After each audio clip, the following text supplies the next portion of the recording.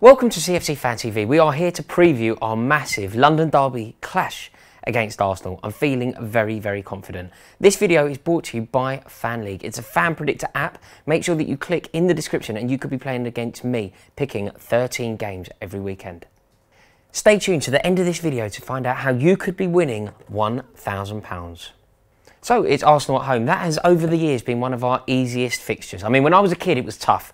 But lately, we have just had the beating of them. They really fear coming to Stamford Bridge. I know for a fact that Arsene Wenger must hate it. On his 1000th game at Stamford Bridge, we battered him 6-0. In amongst that time, there's also just been some humiliating defeats, some brilliant goals and some wonderful occasions. And we're on the up. Things are going very, very well for us. We obviously played a couple of nights ago. Arsenal are playing tonight, so they're going to be tired. They've then got to come away to Stamford Bridge. So things are good. And I have yet more good news. Danny Drinkwater is available. We have no injury concerns. Arsenal, on the other hand, are without both Coquelin and Cazorla, and they must be dreading this fixture. They haven't kept a clean sheet at Chelsea for 12 years. Their last victory, I can remember it incredibly well, was when Robin van Persie scored a hat-trick. I think it was in the AVB terrible period. I think it was Halloween. I can actually remember meeting my girlfriend at the time afterwards. She was dressed as a witch.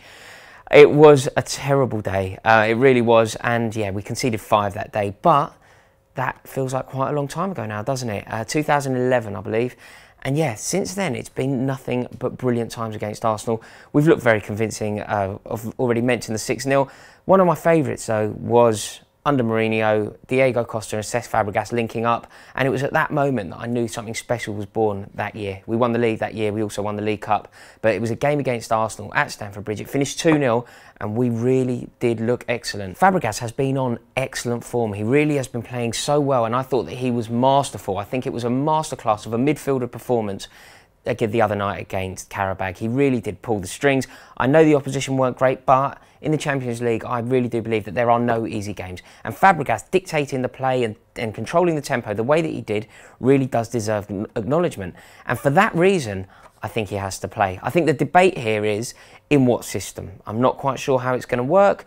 I have a feeling that we could go for the 3-5-2. I think that could really work and allow Cesc Fabregas to play alongside N'Golo Kante and Bakayoko. He will just pull the strings, you know, he will do the Andrea Pirlo thing. He'll sit deep, he'll spray the ball, he'll look for the runs from whether it's Hazard or Willian. He'll be trying to find them and just completely dictate the play against his old club. One of my favourite ever moments in this fixture is the moment when Cesc Fabregas lobbed Petr Cech. I just thought that that represented so much. It was like a microcosm of everything that is Chelsea and Arsenal. Cesc Fabregas picking the ball up, 35 yards out, Petr Cech scrambling. He deserves so much more than that, as Fabregas just loops him and Chelsea collect another 3 points.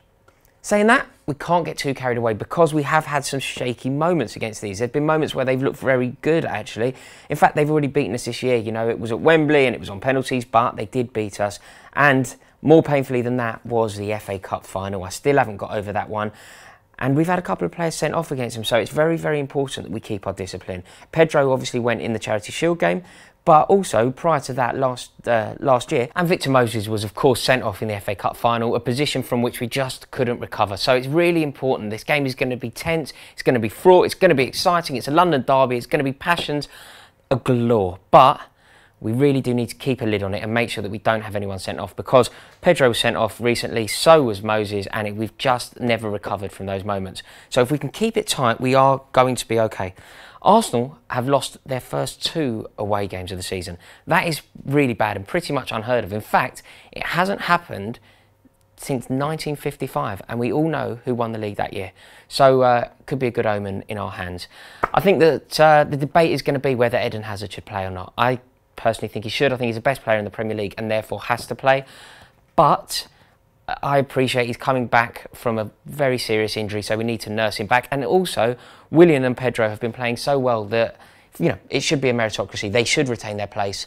But when you have a player like Hazard available, it's very, very difficult to ignore him. For me, he makes a starting lineup. I'm not quite sure how, but I think when you have him available and at your disposal, you have to make the most of it. And I think that although Batshuayi scored a couple of goals, although one of them may have been chalked off the other night, I also think that Alvaro Morata has to start. I just don't think the Arsenal defence are going to be able to live with him. It's going to be fantastic. I really cannot wait to get there. I just really do hope that we can get the 3 points. I believe we can. It will confine Arsenal to another defeat, and I'm pretty sure that the first goal scorer is going to be N'Golo Kante. Right, make sure that you join me on Fan League. It's a football predictor app and the link is in the description. If you think that you can take me on, all you have to do is click that link and you could be winning big. I got 7 out of 13 last week. I thought I'd do a bit better than that, but I'm keen to put it right this week. Let's have a look at my selections. Right, now listen up. Fan League are running a competition. You can win £1,000 by simply inviting 2 of your mates to play Fan League and like the Fan League Facebook pin post. You must be 18 or older to enter, and T's and C's do apply. Right, so make sure you join me on Fan League because I am convinced that I'm going to beat you. And I got 7 last week and I'm definitely going to improve. I'll talk to you about a few of the selections that I've made for this week. I've gone for the Manchester United and Everton game. I feel that could be a draw or even an Everton win. I just think with Rooney going back, everybody's looking at Lukaku, and I think that Rooney could make the headlines for the right reasons for a change. I also have gone for, obviously, I think Aston Villa are going to win away from home. John Terry plays for them, so I will be supporting Aston Villa every week on this game at least. And finally, I've gone for Brentford to beat Reading, and there's no logic behind that aside from the fact a good friend of mine who works in the office with me is a Brentford fan and doesn't stop banging on about them having not won a game yet. So I believe that it will come this week, and I really hope it does. So they're my selections. Comment below, let me know what you think you're going to do, and I will see you over the bridge and on Fan League. Go on you Blues.